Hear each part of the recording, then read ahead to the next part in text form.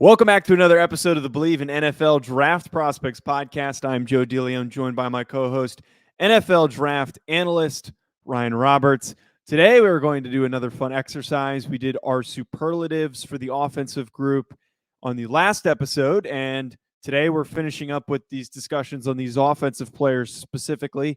And I thought it would be interesting to share Ryan's favorite comps for 6 offensive prospects. And as everybody knows, everyone loves NFL draft comparisons. Ryan, you especially love NFL draft comparisons. I love good ones. I don't like forcing them. But no, I think it's a lot of fun, Joe, because I think a lot of people think it's kind of like clickbait baity, and it can be. I mean, some people definitely use it for like clickbait stuff, but I think it's kind of interesting to be able to see shades of a player in another, because I think that kind of can tell you what scheme they fit best, what their kind of career outlook is, stylistically approaching, kind of how they play the game. So these comps are obviously not direct indicators. Like, I'm not saying these players they're definitely going to have this career moving forward, but just when I watch them, just kind of flashes of others kind of, just kind of went through the mind a little bit on some of these.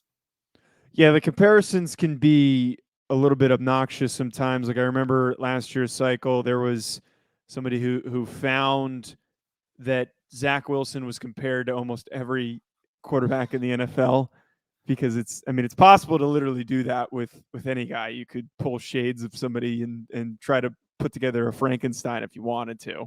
Well, do you remember the David Montgomery Frankenstein? Oh God, wait, don't even go there. I remember the ESPN graphic where it was that was the most atrocious attempt at doing comps. That's the bad end of the spectrum, and we're hoping not to do that on today's episode. But we're going to dive in. We've got 6 fantastic ones, and Ryan, you certainly are excited. Before we get to that, though, folks, I just want to tell you about Bet Online. Finally here, the top teams in college basketball. Actually, March Madness tournament is over by the time that you're listening to this, or maybe you're listening to it right as the game's going on, because this is going to be posted at the end of the day on Monday. But with that, turning the page, there's still NBA action, there's NHL, and if you want to go and bet on all that, we also have MLB opening day coming up at the end of this week, the Masters the end of this week. If you want to go bet on these things, head on over to betonline.ag on your desktop or your mobile device to sign up today and receive your 50% welcome bonus on your first deposit. Just user promo code BELIEVE to get started. BetOnline remains your number one spot for all updated odds and info, along with player props and new contests throughout the year. It's the best source for all of your sporting wagering needs, including live betting and everyone's favorite Vegas casino and poker games. It's super easy to get started, so join today. Learn why everyone is saying BetOnline is the fastest and easiest way to wager on sports. BetOnline, where the game starts. All right, Ryan, so kicking it to a quarterback first, I feel like Malik Willis from Liberty is one of the more difficult players to formulate a comp for, especially because of how raw he is, and we don't really know what he can fully become until he reaches that point. But you've been pushing this one comp of him and Kordell Stewart, who is a bit of an older guy, not really a recent comp. But why did you pick Kordell Stewart as Malik Willis's comparison? I've seen some wild things out there for Malik Willis, man. I saw someone say he's the sawed-off Cam Newton, which I'm like, guys, Cam Newton was 6'5", 250. I don't care if he's sawed Malik's off not that not. big. I saw another guy say that he was the right-handed Michael Vick yesterday on Twitter. I'm just like, guys, that's really lazy.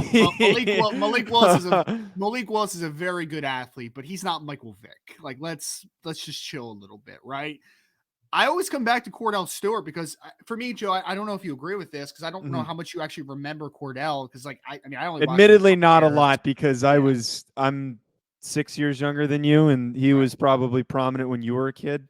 Yeah, no, he was. And I remember they called him Slash because he was a player that played at the University of Colorado and played quarterback for the Pittsburgh Steelers, but he had kind of gotten into that little void where guys are like, is he a quarterback? Is he a wide receiver? Can he do a little bit of everything? So he got kind of like pushed into that role, right? So he had played quarterback standard for a little bit, but then also he was playing wide receiver in spurts. He was in quarterback battles. He is a guy, though, for me, though, Joe, and I didn't know if you had seen him a ton. if Kordell Stewart played today, I Mm-hmm. feel like he would be well received a lot differently. I think that he would be an unquestioned starting quarterback in the NFL level because times have just changed a little bit, right? And now there's just more opportunity for black quarterbacks to have that chance to be a full-time quarterback. Like there's not the stigma is just changing a little bit in that regard. So I envision what Kordell Stewart would be in the NFL is what I think that the peak of a guy like a Malik Willis could be. Dynamic athlete, there's no question. Not Michael Vick, like I said in the opening there, but a really good athlete, 4'5", probably type of kid, can make guys miss in space, really elusive, and he's got a great arm. That was one thing that people kind of underestimated with Kordell Stewart is they just remembered the slash part of everything. So he's a great athlete. Go watch him at Colorado, and obviously during his time with the Steelers, guy had a bazooka for an arm. He could throw the ball with just about everybody. There was some accuracy issues, just like there's some accuracy issues with Malik Willis, but I really do see just kind of shades of them because I don't even have the size in front of me, but I know Kordell wasn't the tallest guy either, but he had a stockier frame. He was athletic, had a strong arm. I see a lot of what makes Malik Willis a really intriguing player in what Kordell Stewart was with the Pittsburgh Steelers. See if I can pull that size. 6'1", 220. That's actually Perfect. Yeah. That's a pretty close comparison. I think it's the closest that you could possibly get. And Kordell had a pretty nice career. Stuck around for about 7 years. It says 1995 to 2002. Yeah, I definitely don't remember him. I was barely paying attention to what was going on around me. But no, I mean, he had that one year where he had 3,000 yards and 21 touchdowns, and then they eventually moved on and went with Ben Roethlisberger as the guy with the Steelers. So no, I think that's a great comparison. I think he had a little back and forth with Tommy Maddox, if I remember correctly, as like the starting quarterback, and then they went to Roethlisberger after Maddox. But yeah, I mean, I think that if Kordell played today, he would just be a lot more well liked in quarterback circles, and I think that he would get a lot more opportunity today. And I think that Malik Willis, from a physical perspective, how he's built, from an athleticism perspective, and an arm strength perspective, I just see some similarities there with Kordell Stewart. So your next comp for Breece Hall, we talked about when we did the running back. Actually, we talked about on the superlative show how Breece Hall makes the most sense out of any offensive player in this class to be the most consistent throughout their career and just be a really, really good player throughout their career. So somebody who rushes over 1,000 yards and is a very strong piece to an offense and the rushing game, a focal point, if you will. And you went with Curtis Martin. I think that fits that description perfectly because Curtis Martin played with a couple teams, Jets and Patriots, I believe. And in those teams that he was with, that was the role that he carved out, was just consistency. Wasn't, like this crazy big-time player, had a lot of really good years, but I think that consistency is what makes that Breece Hall comparison really fun. I think when you just talk about Curtis Martin, I don't think there was any time in his career where you could honestly say that he was the best running back of the NFL, but he was just always consistent. And I think he had the record, if I remember correctly, of like 9 straight 1,000-yard seasons in the course of a career or something. So, I mean, he was just astronomically consistent throughout. Like you could depend on him. He had one season, I believe I remember, he had like over 1,600 yards. He may have led the NFL in rushing. So just a really good football player for a long time. I always felt like Curtis Martin was neither the perfect power back or the perfect speed back. I felt like he just did everything so well. And I know Breece Hall 40-inch verts, 4.39 in the 40. I don't think Breece quite plays to that athleticism on film. I think he's a good athlete all the way around, though. Just to say, I don't see 4.3 speed on film, though. For me, I think that he's undervalued a little bit because his style is very kind of lulls you to sleep a little bit. Great patience, reads blocks incredibly well, makes second-level defenders look silly in space, and then he's got underrated juice kind of when you get into the open. So I think that Breece Hall is going to be a guy that I think is underrated at points in his NFL career, but I think that down the line you could just look back and be like, wow, like he may have never been the best running back in the NFL, but like you just wanted him to be your starter for a long time. And the funny thing with Curtis Martin, I pulled up his stats. Like he was somebody who from his first year in the league up until his second to last year in 2004, like you said, streak of over 1,000 yards rushing. His last season with the Jets, didn't play a full year, only rushes for 735 yards. But he only had one All-Pro season, Yep. and only a handful of Pro Bowls in that stretch, despite having like a lot of really good years. And it's just so funny to see a guy who was consistently rushing over like 1,100 yards every single season not getting those Pro Bowl nods. But that, I think, is a really nice draw for Breece Hall that we were talking about, and how he can come in, take the Lions' share of the carries, and be a reason why a team has a good running game, because he takes over that lead and then just sticks around and does it for a really, really long time. Was I right on the number 9? Was it 9 straight? 1, 2, 3, 4, 5, 6, 7, 8, 9. No, it's 10. 10. Oh man, I was so close. So close. Yeah, no, I mean, I think that this one's a little bit of a unique comparison because it could be predictive in a way, right? Like I think that there is a deep reality where Breece Hall could have a similar career trajectory because he's just going to be like an underrated, really solid, good player in the NFL. But also, I think just from a stylistic perspective, there again, Curtis Martin was a guy that didn't wow you a ton with just some of the eye-popping plays, some of the flash, but he just was so consistent, competitive, great vision, was just a nightmare for opposing offense coordinators because you knew for defensive coordinators, excuse me, because you knew every single week you could depend on a guy like a Curtis Martin. And I just feel similarly to how I feel with Breece Hall. So moving on to a receiver, it's actually kind of funny now that I realize this, Ryan, that I had said to you that I was thinking of breaking this up by position, and you ended up doing it indirectly. But for a receiver, this is one that you've been pushing for a long time now. Drake London and Brandon Marshall. We've brought it up on the show before. This one makes a ton of sense because we remember back to what Brandon Marshall did early on in his career in those stretches where he was super dominant, like when he was with the Broncos, the Dolphins, that period of time where he was really good with the Jets for that very brief stint. And then he kind of fell off a cliff after that. But what made Brandon Marshall so good was his size, his length, his ability to make these possession catches, his route running. Those things are what Brandon Marshall excelled at. And that is exactly what Drake London out of USC excels at as well. Man, you left out the Bear version of Brandon Marshall. That may have been his best year. Oh my God, yeah. Such an idiot. But you mentioned the Dolphins. Did he not have a good career at the Dolphins? Am I tripping? I think he had one solid year with the Dolphins, but I think he only played like 2 seasons with the Dolphins, if I remember correctly. But yeah, are you looking at That's my fault, but go ahead. Make the comparison. All right, so the early comparison, because I think it was Clay Helton, his former head coach at Wait, USC. he had two 100 or 1,000 yard seasons with the Dolphins. So that's how many years did he play with them? 2 years. He had 3 years in Chicago but the 2 years that 1 year was bad in Chicago because he was hurt, and then 2 of the years he went 1,200 and then 1,500, which were his 2 best years. So yeah, I am still an idiot.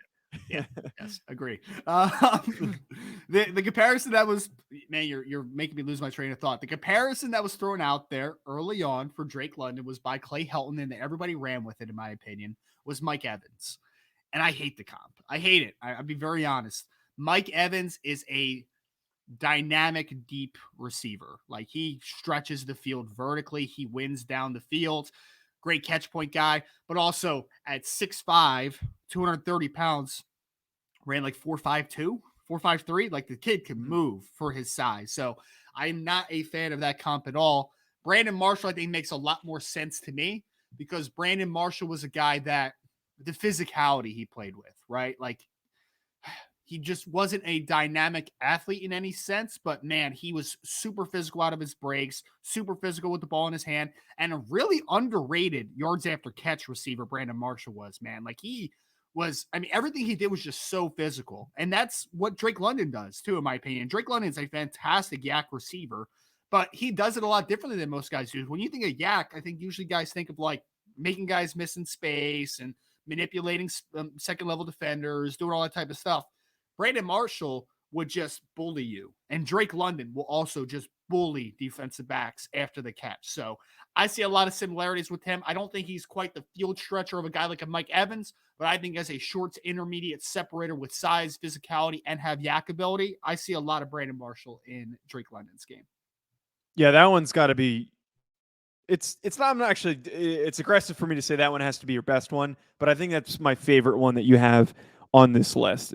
Hitting on with a tight end, Trey McBride, Colorado State tight end, who has cemented himself as the top player in this tight end group.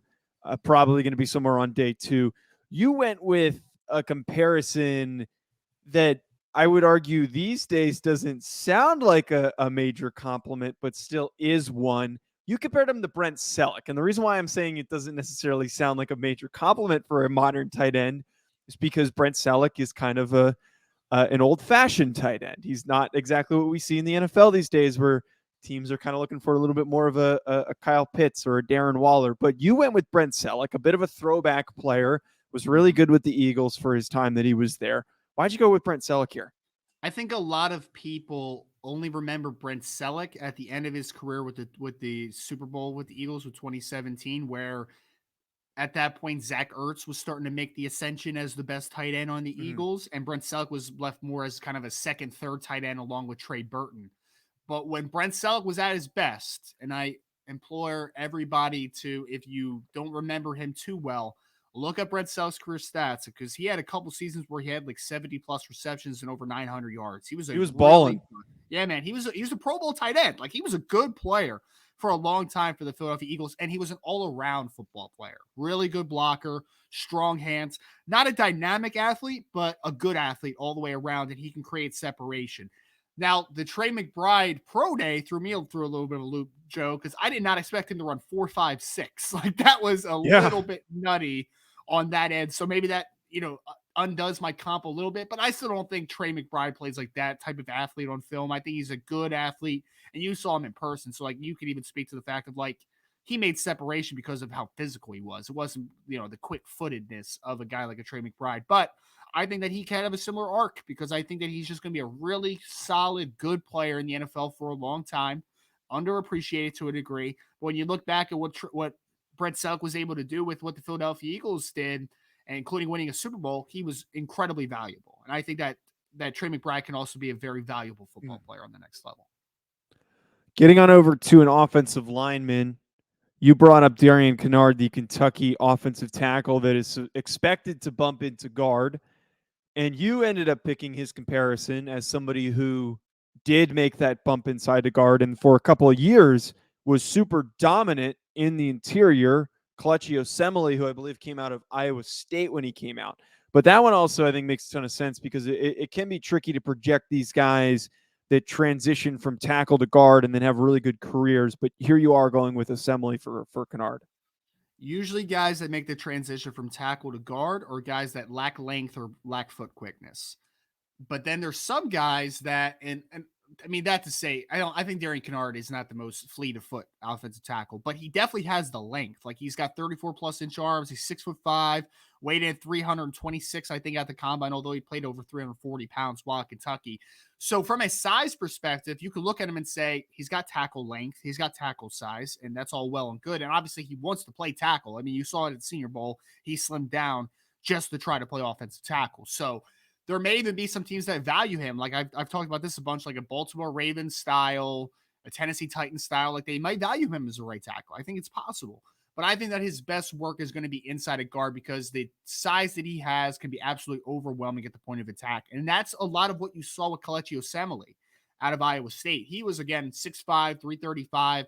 He had like 35-inch arms. Like, he was a long, long dude. And he actually, I think, played a little bit at tackle early on in his Baltimore career with the Ravens, and then eventually moved inside for the Ravens and became a Pro Bowl level guard, and then continued on in that projection or that productiveness with the Oakland Raiders. I think they were still the Oakland Raiders at the time. So I think that Darian Kinnard has a similar projection as far as moving inside, and I think that it's going to really do a lot of good for him to work kind of in more confined spaces, because he's a massive offensive tackle right now, but I think long-term he could be a really dominant guard inside. Wrapping us up with another running back, somebody who you and I are both a big fan of because we're both Notre Dame enthusiasts. Kyren Williams had a bit of a tumble throughout this cycle. The pro day might have helped him a little bit. And the comp here, I think, can put Kyren Williams into a better perspective. You compared him to Devonta Freeman, who, when he was with the Falcons, was really, really good, provided value as a receiver, was a smaller, more compact running back. But for anyone who remembers when Is it It's Devonta, not Devonta. I'm mixing him with Devonta. I think it's Devonta. Devonta? Okay, you put Devonta so. with an E. I'm sorry. I was going to say, I thought it was Devonta. But Devonta Freeman, when he was coming out into the NFL, didn't really dominate athletically in his testing, and he fell a little bit because of that, but still had such a high impact as a rookie and early on in his career. And I really like that trajectory for Kyren Williams. Man, when Devonta Freeman was at Florida State, he was one of the most underrated players on that team. He played with that, like during those Jameis Winston, Kelvin Benjamin years. And he even played with another running back. I think it was Carlos Williams that played with the Buffalo Bills. I believe that's correct. For a couple years. And Carlos Williams was the bigger, more physical, straight line, athletic guy. But Devonta Freeman was the best running back on that team because some of what he makes him special, you can't really teach. He's 5'8", he's 200 pounds, similar size to Kyren. And he plays with just like this low center of gravity. But I think what makes Devonta Freeman and Kyren Williams so good is that they just are so competitive, man. Like it's everything they do 100%, and they have an underrated contact balance, and they always finish forward, and they break a ton of tackles. I also think that Kyren Williams is better in the passing game than Devonta Freeman was, but just from a running style perspective, I just love that low center of gravity, being able to just kind of churn out hidden yardage for a smaller back. Just a little reminiscent of what made Devonta Freeman a really successful player on the NFL level. And I think that Kyren's getting really undersold, Joe. I really do, because yes, he can be a third down back. There's no doubt about it. But I still watch the film of Kyren, man. I'm just like, there's more there as a pure runner than people give him credit for. He doesn't play like a little gadget back, a little satellite back. Like he has some good. He's not Boston Scott. No, he's not. Right. He's a guy that has good contact balance. He has physicality. He runs incredibly hard. I don't think this is a guy that is just a scat back. Like I don't think that. So if Kyren falls in the right situation, I wouldn't be surprised if he has some years similar to Devonta Freeman, because it's only going to take one team to believe in him. And I think that he has become very underrated in his class just because he didn't run a fast 40. Yeah, the stock drop for Kyren Williams has been a little bit disappointing, but I really like that Freeman comparison, because Freeman had an impact. And if Kyren can hit that, I think that he could be a nice piece for a team that is looking to add a running back. So certainly excited to hear that comparison. That's going to be it from us, folks, on today's episode. Thank you for tuning in. Be sure to hit subscribe wherever you're tuning in to stay up to date on all of our content. The NFL Draft is coming up soon, so you don't want to miss out. Follow us on Twitter at Joe DeLeone, at Rise and Draft, and at NFL Prospects Pod. Talk to you later, folks. Enjoy the rest of your day.